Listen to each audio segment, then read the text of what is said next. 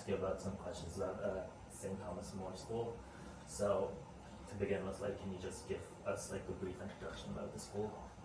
All right. Well, I think a lot of boarding schools tell a lot of the same stories, you know, that we have small classes and individual attention and all that.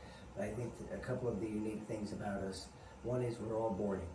We don't have any day students. Like 100% boarding. It's 100% boarding. Gotcha. Some schools will say 100% boarding, but they mean for international students, we're actually never had day students. So we work with, and all the teachers live on campus. So I have been there for 20 years. It'll be exactly 20 years on Sunday, and my 2 kids grew up there. So it's a place where you see the teachers in every aspect of their life. You see them as with their families, you see them coaching, you see them teaching. Yeah. So that, I mean, that's one thing I think that is unique about the school. It's like boarding school. It's it's like a large family in some ways. Gotcha. The other thing that I think is unique about us is that, well, just from logistics, we have only one vacation a year in the school year where we close the dorms. And we started that during COVID. We were able to keep open and have in-person classes during that period. So we've kept that. So we have 1 month off that begins in the middle of December and goes until the middle of January. Okay. And then for Thanksgiving, that week we have no school, but we're open. And then we have, instead of winter and spring break, we have at least two long weekends where there are 5 days with no classes, but we have our usual weekend activities and off-campus trips.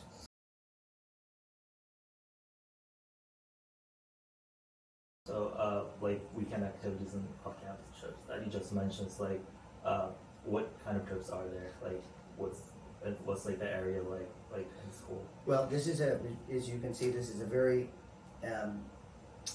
rural area, but at the same time, we're not far from civilization, so to speak. We're 10 minutes away from a Walmart, and beyond that are all the restaurants, and getting to the Target, which is another similar department store. Yeah, I mean, we still go to Walmart, but now I think it's mostly Target. And then we go to they go to Starbucks. You know, transportation to places they would want to go. We have a couple of big outlet malls that we take them to, and there's a casino nearby where we don't gamble or anything, but there's a big game center and a bowling alley. There's restaurants and shopping there, so we take them there. That's only 10 minutes away from us.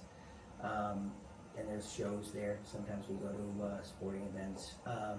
Sometimes teachers have hobbies that they take students along with. We had a teacher who liked to do Zumba dancing, and so she took a group of kids to do that. So there's that. It's a relatively historical area for America. And so there's some nice little villages nearby that we go to. So and then sometimes students have ideas, and we try to accommodate what they want to do.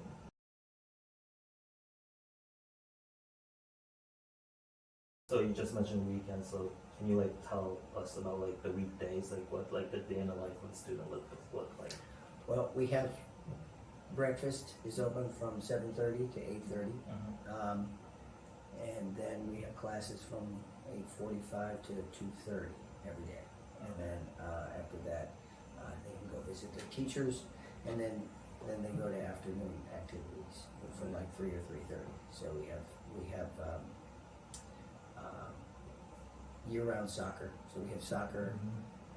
We have some serious soccer players. We do have some students that come just to play soccer. Yeah, they're from all over the world, mostly from Europe and South America. And we have a strong girls team now. So we have year-round soccer. That's becoming more.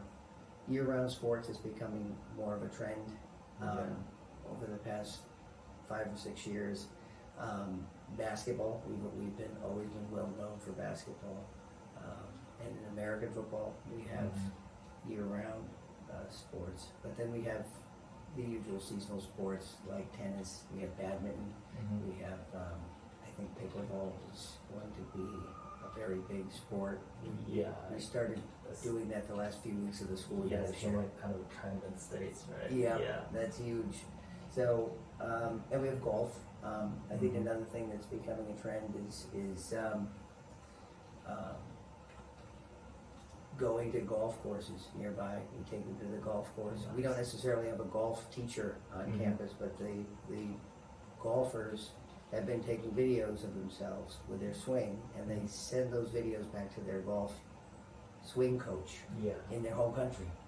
And then from 5 o'clock to 6:30 is dinner. And then there's some free time, and then all the students go back to their dorms by 8 o'clock.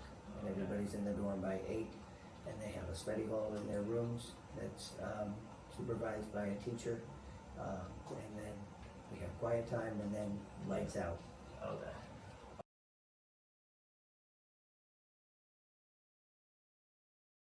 So you just mentioned like a lot of sports for like activities. Like, are there any like club activities that are like student oriented that kind of like students can join to like pursue their own interest? Yes. Yep. And because of our size, you know, we're at 194 kids, so we're around 200 kids. They vary from year to year. We have had kids who are interested in film and want to start a film club. And the clubs are generally student-led, so we supervise them leading a club. We've had science clubs where they make little projects. We've had cooking. These are all things that happen every year. How formal they are as a club varies from year to year. We've had some musicians, and they come and practice. They're singing and dancing. Sometimes it's just singing and dancing. Some of them play an instrument. We have a large chapel that we really call our auditorium now. It's open all the time. Kids can go in there and dance, and it's been a lot of dancing recently. The girls like to do that. I bet, Like their TikTok videos and everything. We've had robotics. There's a lot of places to go hiking, and kids like to do that. So we've had hiking. We've done skiing. So there's really a long list of things that we've had at any given time, but we don't have all of them at the same extent every year. Okay. Community service is another one. You know, there's plenty of things that we can do in the area to help the poor, and we do that all the time as well. Okay.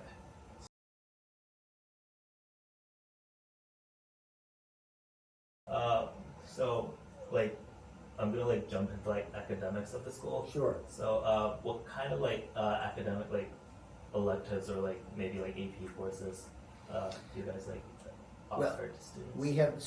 We're a college preparatory school, so we don't have the number of electives that students will get when they go to college. Our main goal is to get them in the best position to get in the best school they want to go to.